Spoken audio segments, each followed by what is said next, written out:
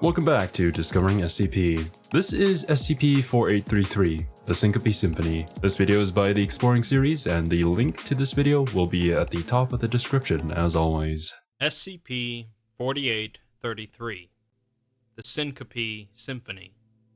Time to end this French off. author Marcel Proust once wrote that remembrance of things past is not necessarily the remembrance of things as they were.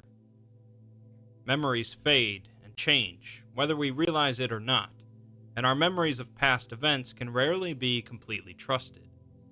Today's SCP-4833 has a lot to do with memories, much like the group of interest it's connected to, the Class of 76.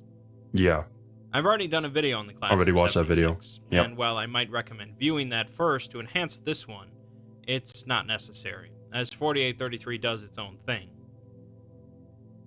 The article starts with some text, more akin to a tale than an SCP article. As usual, to pad my video length, I'll read it verbatim for you. Rows upon rows of empty seats line the hall. You've made sure only you're here tonight. The others are all off on business or caught up in their work.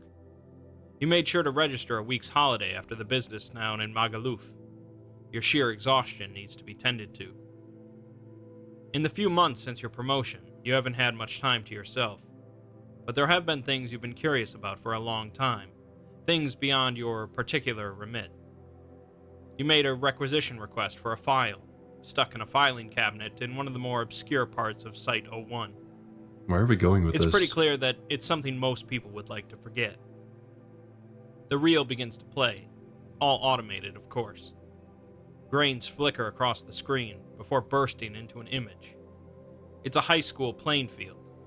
The year must be about 1975, 76. There's no audio, and the image flickers and distorts at inconvenient moments, but the forms are all clear.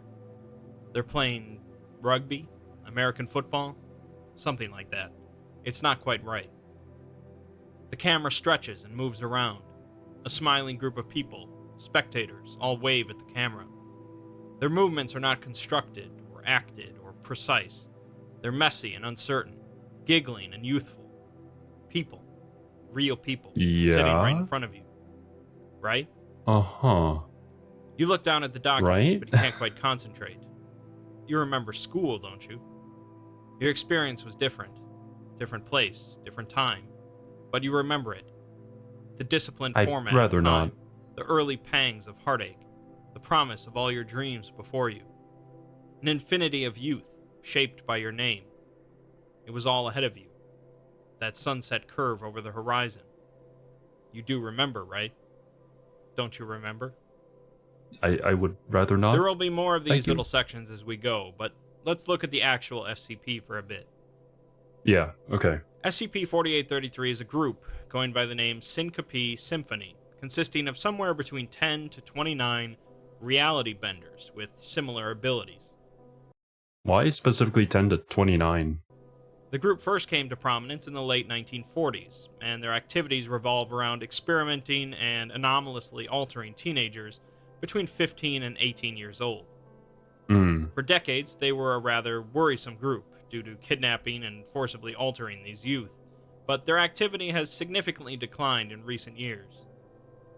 Okay, so from what I remember, the Class of 76, they got all the musical instruments from this group, somehow, and that's kind of what caused the incident that, I don't remember it being accurately documented. I think there was like some sort of footage and something happened, and then they kind of disappeared, and it might be linked to, you don't recognize the bodies in the water somehow. So, maybe this will help answer that, or honestly, since it's SCP, it might just leave more questions. We'll see. Aside from this, though, the Foundation really has very little idea about the group's goals, fundamental nature, or specific methods. Interviewers with survivors of the group's experiments indicate that their ultimate goal is instituting a state of harmony, although what that means is also unknown. I think I theorized that it was like some sort of hive mind, that they want everybody to like operate on the same frequency, essentially. I don't know exactly why and what that would entail, but I feel like that's what I was going on. Syncope Symphony's anomalous effects are heavily connected with memory, as mentioned, as well as music, as implied in the name of the group. The group often operates as a performing orchestra or running a musical supply shop, and witnesses of the reality benders describe them as wearing masks, although details are scarce. The Foundation first heard about the group in the mid-1970s, a few decades after they started operating, which is pretty impressive, and a dedicated task force was created to track down their members. So far, the number of Syncope Symphony members the Foundation has tracked down is 0, but they have helped contain much of the group's activities. Based on what the Foundation can deduce, the Symphony first began operating in 1947, with kidnappings beginning to occur around the world, particularly concentrated around Yellowstone National Park in the US. Yellowstone. In 1964, they began mass experimenting on people in the town of Boise, Idaho. Wait, Yellowstone was also where the previous SCP video that we did was at, right? I forget exactly the number. I think it was SCP-2000? Something Deus Ex Machina? Or Deus Ex Machina, however you say that. Does it have something to do with that? They are reality benders. And when I was watching that video, there was this weird interference as well that was in like the original SCP wiki page. Like it could be some sort of reality benders or maybe some people from a previous iteration or a previous civilization, I should say, who are trying to set the world back to what it should be or something? Are they somehow related in some way? After this, due to pressure from the GOC and other groups, they relocated their headquarters. In 1969, they opened up a music supply shop titled Syncope Symphony, but it seems to be an entirely mundane store. In autumn of 1975, a mass cognitohazardous event took place at a lake, now classified as SCP-4316. Okay, yeah, it's all connecting. They're mentioning it, so might as well. Where you probably don't recognize the bodies in the water. I don't. Nothing No worries specifically about that. links this event to the Symphony, but it fits their operations. Of course, in 1976, the Symphony were responsible for events involved with the anomalous class of 76, as they experimented on a large number of students across the country. As mentioned, if you want to hear more about these specific events, check out my Class of 76 video. This spree of experimentation, of course, brought the Foundation's attention, and it's at this point that the Symphony went underground, drastically reducing their kidnappings. Some have speculated that the reason the group stopped most of their activities at this point is because they've achieved their goals, and additional kidnappings have just been a way of fine-tuning things. Fine-tuning 1988 things? What was is the their last goal? known encounter between a Foundation personnel and an individual affected by the Symphony until 2019, and we're given a log of the interaction. The encounter happened in a bar in a small city in the Soviet Union, between Agent Hardcastle of the Foundation and Vasily Stroganov, who had been experimented upon by the Symphony in the late 1940s. Vasily had apparently helped out the Foundation with something in the past, as he himself is a reality bender, possibly because of the experiments by the Symphony, or that was what drew the Symphony to him in the first place. Who is this person? Vasily wants nothing to do with the Foundation now, but Hardcastle insists that he tells them about the Symphony, specifically about something that happened in 1954. Vasily fears the Symphony finding him, mentioning that they believe in a design bigger than the last. He says that they're hardly taking anyone anymore, because they found what they were looking for, and he asks Hardcastle to leave him and them alone.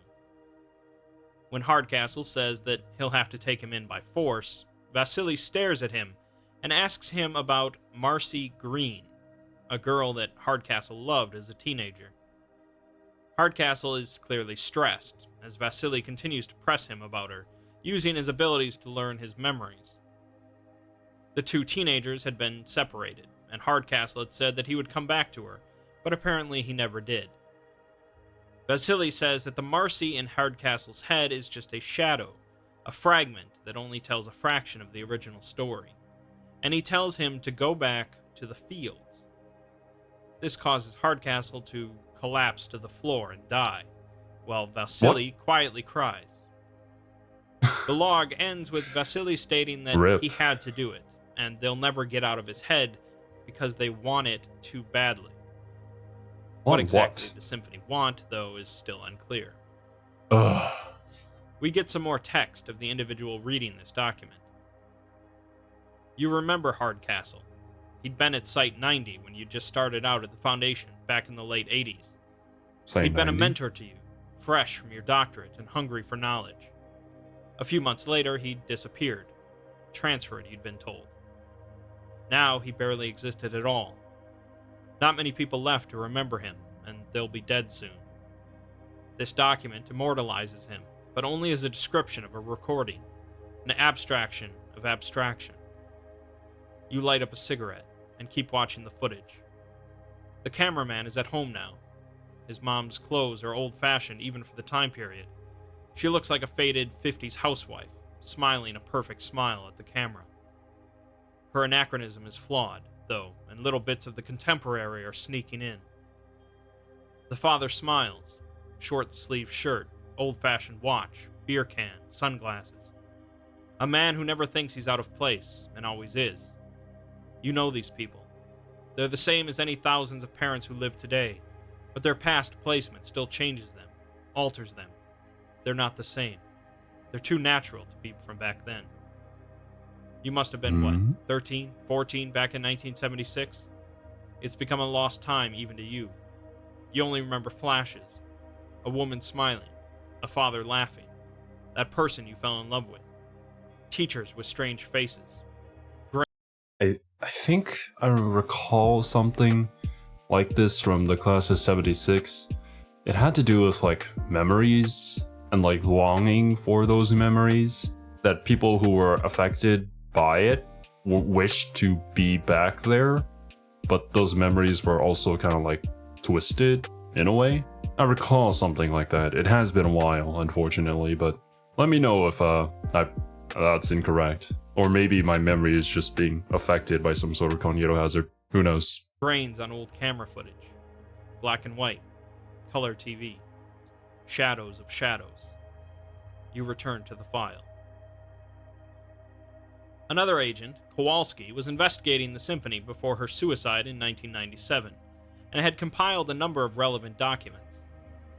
First is a shipping manifest from Marshall, Carter, and Dark from 1947, detailing various items likely connected to the symphony.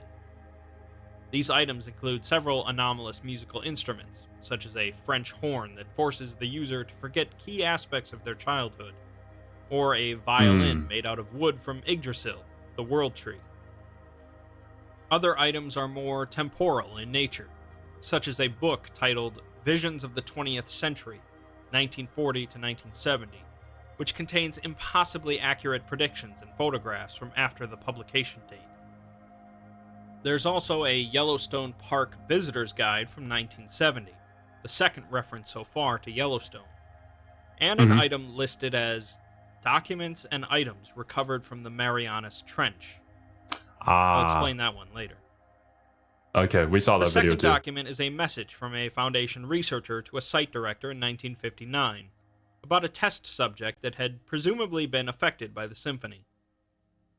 It seems that the subject affects the memories of those near them, leading Foundation researchers to wear asbestos suits to prevent the effect, although they're complaining about the health problems associated with asbestos. The subject themselves has lost all of their own memories, and believes that they are a school child in 1976, despite the year being 1959. Specifically that year. They can't give accurate information on events after 1954, though, and possess a curious obsession with exploration of World War II-era bunkers. Why? The third document contains a few excerpts related to 3 different test subjects in 1968. The first subject, a 19-year-old male, had been altered by the symphony sometime prior to 1966. He described the individuals that had experimented on him as wearing white carnival masks. The subject can alter previous events in time that they themselves experimented, and only to a limited degree. So far, they've only altered a couple of mundane events from a few years prior, and they still believe the year to be 1966. The second subject is a female, aged 36, who underwent significant anomalous alterations in 1949. In their current state, they are obsessed with the Marianas Trench, frequently talking about a sheer fall off the edge of the world. They also now possess an advanced piano playing ability, and the ability to speak in an unknown language, similar to the Algonquin languages, but this really just makes me think that the Syncope Symphony might be a collection of reality benders of who were like people or whatever existed before the current iteration of the world or current culture of the world. After Deus Ex Machina had to reset the world from some sort of SCP, containment breach? I mean, all the previous videos that we watched have kind of led me to this conclusion. Maybe that's where we're going with this. They are reality benders. Only when they're playing the piano. The third subject is a female that died when they were 30. They had been in Foundation custody since 1959, and believed themselves to be a 17-year-old from 1976, with altered memories.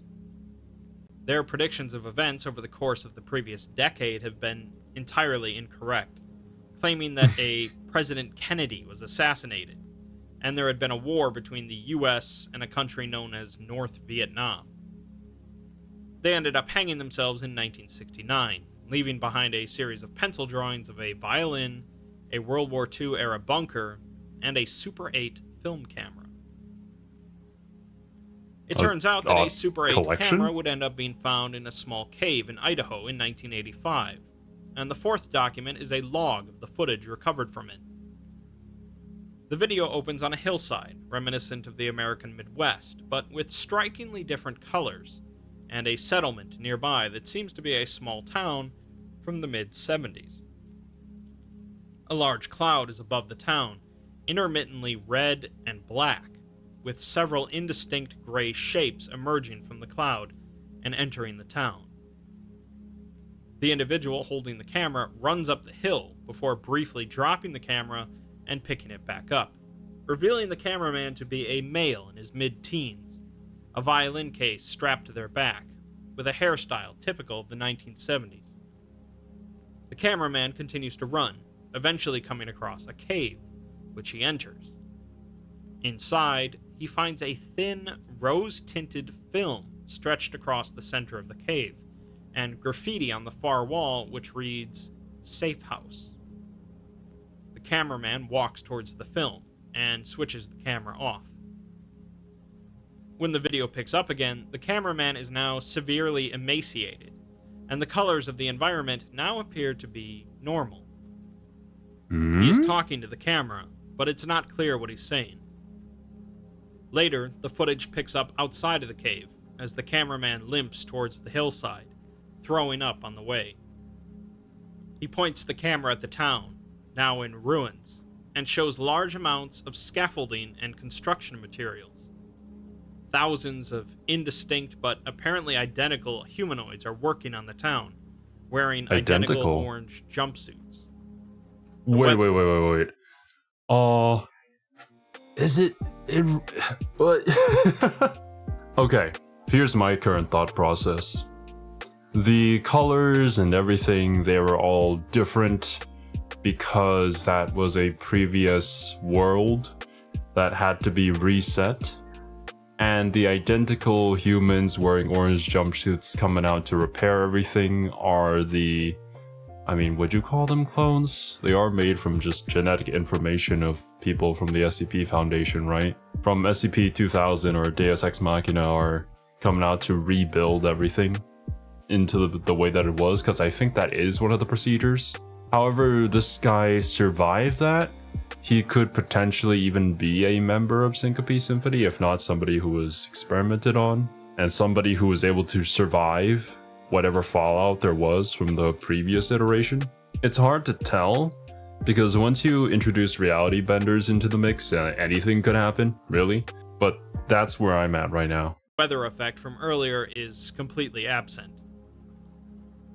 When the camera footage comes back, pointing at the town sometime later, The town now resembles Boise, Idaho in the mid-1940s. The cameraman turns the camera to face himself, and due to image distortion, it's hard to make out, but he appears to be screaming.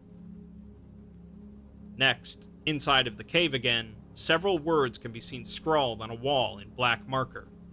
Synapse, sibilance, signs, sayonara, the Sibyl. Finally, one word is circled. Syncope. Symphony? Syncope. As the Obviously, cameraman of course. turns the camera to himself again, they no longer appear emaciated, but their face and hands specifically are suffering from image distortion in the video, and they are wearing a white Venetian mask. The footage ends here.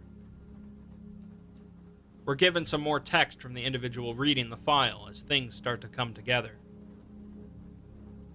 There is a place that nobody talks about. It's buried miles under Yellowstone Park, and it's a mystery even to the Foundation which created it. It's the one thing which truly terrifies them. The primary purpose of this place, this cavernous expanse of steel and concrete, is repopulation, reconstruction, restoration. Deus Ex Machina. Yeah. But there are things buried in it that have a broader purpose. Scranton reality anchors, the XACTs, other buried machines you know nothing about. Things which alter time and change causality in ways which are subtle, unknown, unheard. Sometimes, things might fall through the cracks. Smoke clouds your eyes as you stare into space, deep in thought. You're too absorbed to notice changes on the screen as the reel churns and churns through its ancient pictures. A group of friends, laughing in front of their lockers, talking about some forgotten joke or gossiping about unknown persons. The content is not preserved, only the form of it. A boy, unseen by the cameraman but in the background of the shot, is seen writing on a piece of paper. His eyes and face are serious, in concentration. He looks up occasionally, twitchy and nervous. Beside him lies a violin case. You don't see the boy. You've already turned back to the file. He's not a part of your memory, that other image of something that might have been real. Was he ever really there? The symphony finally made another big move in 2019, initiating a hostile takeover of an abandoned high school auditorium. Okay. The Foundation swooped in and ended up only finding one member of the symphony, although this was a big break either way. Agent O'Hara was sent in to interview and detain the entity. She finds the individual standing on the stage with a heavily distorted appearance, although they seem to be an elderly male. They are wearing a white carnival mask, an outfit typical of stage conductors in the mid-20th century, and holding a golden violin. Around them is a large amount of clothing, similar to what orchestra members would wear from the same time period. In the interview, all of the dialogue from the entity is distorted in the video footage, so we don't get to know what it said, only Agent O'Hara's responses. O'Hara assures it that she's not here to hurt it, and she just wants to understand what they're doing. The entity asks about a bunker of some sort, but O'Hara doesn't know what it means. The bunker and again. Instead asks about the rest of the symphony. Are they referring to SCP-2000 when they say bunker? Or maybe it's a different SCP? Because, like, that was mentioned earlier on in the video too. Like, as a drawing or as a memory, some sort of fascination to go and explore World War II bunkers. What's up with that? The entity gestures to the clothes around it, and although O'Hara first guesses that they died somehow, she comes to a realization that the symphony didn't really have much of a plan, and instead they faded away. The entity picks up its violin and takes a couple of steps forward, causing O'Hara to pull out her pistol. She asks it why they experiment on children, and what's going on with SCP-4316, the lake. There's some back and forth, and the entity seems to imply that the children they experiment on are like them in some way. The entity begins struggling with some sort of unseen force centered on their violin, and it says something about interpretation and another force at play. O'Hara rebukes him, assuming that the symphony is just a sort of malicious group that kidnaps children for their own reasons. Another But the force entity at continues play. to suggest that there's another force at work, pushing them along. The dialogue suggests that the symphony experimented on children in order to make them remember something from the past, but they've largely failed. O'Hara continues to get angry, telling it that it was all a con because there is no past to remember. The entity begins to play the violin, which starts to affect O'Hara, and she recounts some memories of her last summer after high school. Uh-oh. She had a fight with some other girl that she was involved with, and mentions that the hills were green, but there was a red sky over the horizon. The entity is now playing the violin at a speed and complexity beyond what humans are capable of. Are they trying to make them remember a different version of the world? A different reality? But they try and pry themselves away from the instrument, eventually collapsing to the floor as the violin hovers in the air, playing itself. The entity clutches its head and makes a distorted sound believed to be a scream. O'Hara asks who we are, and if you remember. Several figures appear around her with heavily disfigured faces, and she finishes by saying that she does remember. Shortly afterwards, other Foundation agents entered the auditorium, only finding Agent O'Hara, fully conscious, with no memory of what had happened. Finally, we get one last section of text from the individual reading the file, before I'll get to the explanation. At least she wasn't dead. A girl is smiling in a hallway. She laughs at some unheard joke her friend is telling her. A teacher walks past, a worried expression on her face. The sun is shining through a window. The picture quality washes the scene in grainy light.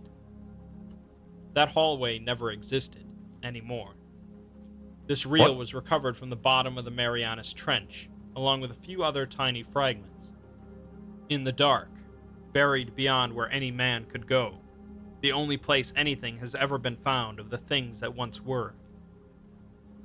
Nobody remembers her. All you see is some light on a page, an image, a shadow of a shade that happens to resemble this creature from long ago. It's not a memory, but a flicker that indicates that something, anything, once moved there. The reel ends. Its sound echoes through the room. Click, click, click. White and black lines flicker across the screen as you sit there, cigarette smoke filling the air in front of your blank face. One day, you will never have been either. Some disaster or trivial catastrophe will happen, and the whole rigmarole will start again. A bunker, Yeah. a lever, deaths and endings.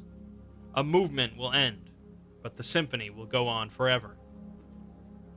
And even if it doesn't, even if all fails, your own life will be gone. It will be extinguished as so many others were. You will be a corpse, a skeleton, dust, a thing that never was, and nobody will remember you. The trees will grow over your grave. Flowers will dance. Humans will linger on, then die, or spread out I'd be fine among the with stars flowers dancing with on my no corpse. memory of their homeland. The earth will crack and burn, and the molecules will die, and the atoms will die, and the dark will consume them all. What few scattered waves remain will dissipate, and nothing will ever have happened. An infinity with no concept of itself. Or maybe not. You pick up your lighter and burn the documents, watching each lick of flame consume them. You stand up, your face stark against the flickering lights, and walk out of the room. Nothing beside remains. Okay, so a lot of this is pretty weird, of course, and I'll tell you right now that this certainly. SCP does not answer what exactly the Syncope wants, or what exactly they are. Unfortunately. Some things should Yeah. best be left to mystery, after all. True. This does provide some very interesting info about their background, though. This SCP is largely connected to another one, which you might have already figured out. SCP-2000, located Yeah. underneath Yellowstone National Park. SCP-2000 is a large underground facility, or bunker, that is used by the Foundation in case of an end-of-the-world scenario. So that is the bunker they're and referring to. recreate the Earth. The facility possesses all of the capabilities and resources to recreate the world as it was at a certain time, including people, cities, landmarks, artwork, etc. Everything can be faked. It can recreate memories and life histories of people if needed, and afterwards releases a mass amnestic across the globe so that no individual remembers the process. Once it's all done, life simply goes on, as if nothing happened. But as the article mentioned, sometimes things fall through the cracks. One of these things, as alluded to in the Marshall Carter and Dark shipping manifest, is a document recovered from the Marianas Trench. Yep. This document appears as a separate tale, actually predating the writing of SCP-2000, but it alludes to an alternate timeline in which everything went to hell and the world effectively ended. Oh, I didn't know it came The fact before, that the actually. document was found at the bottom of the Marianas Trench suggests that it wasn't an alternate timeline at all, but instead our own time before the Foundation fixed things. SCP-2000 raises the question of how many times has the Foundation actually used the facility, since the memories could easily slip away. Nobody knows. They say two, but it would seem that the Syncope Symphony are individuals that retain their memories after an end-of-the-world scenario, and SCP-2000 is used. We see this in the video log of the town I wasn't completely Idaho, off. as some sort of scenario is playing out, causing really strange weather effects and weird gray figures. The cameraman manages to hide out in an anomalous safe house in a cave, protected from the scenario as well as the amnestic released after the Foundation came in to fix things and revert the world back a few decades. The symphony, therefore, is going around and trying to make teenagers remember the real past, not the fabricated one from SCP-2000. Although, again, why exactly they're determined to do this is left to your imagination. For what purpose? They seem to use music as part of their work, as they believe that music has a consciousness of its own, transcending memory. A slight understanding of their backstory and methods doesn't really lend them any sympathy, though, as they've still caused plenty of problems for reasons unknown. So, as it would turn out, no solution is without flaws, not even the Foundation's magical tools to fix reality. Experiencing the end of the world is bad enough, but experiencing it and then remembering it is likely enough to break an individual. SCP-4833 shines a light on one of the most mysterious groups in the SCP universe, but even after it's done, there's still plenty of mystery left to ponder.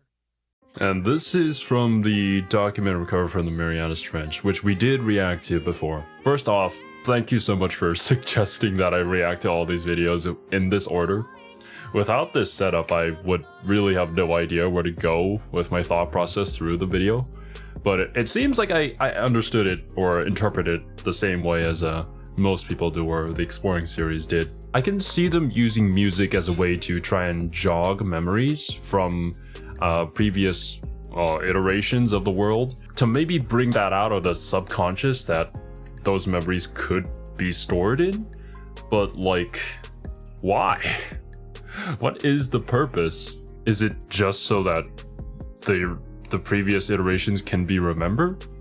Is it to honor them, or for some higher purpose, as in like creating some sort of a hive mind or returning people to how they used to be? Because I remember in SCP-2000 there was a particular document or paragraph or something that mentioned one time where they made defective humans who could apparently communicate with each other through low frequencies, and like all the organs and stuff were weird, and there was something that emitted frequencies from them, but that could have actually been how humans used to be, right? We just don't think that way because we have been affected by that SCP ourselves after whatever world reset that they've done. So maybe music is the key to all of that, but obviously they wouldn't tell us. Or if they did, we would most likely not survive them telling us that. And so the Syncope Symphony goes on. But dude, that was a crazy like connection of SCPs, and I really enjoy this kind of like build-up of the story. And I'm also fine with this being left as a mystery. Sometimes you don't need to know everything, right? Having that sense of mystery and wonderment itself is a reward enough. So yeah, that's gonna be it for me, guys. Thank you so much for watching. I hope you guys enjoyed, and I'll catch you in the next one.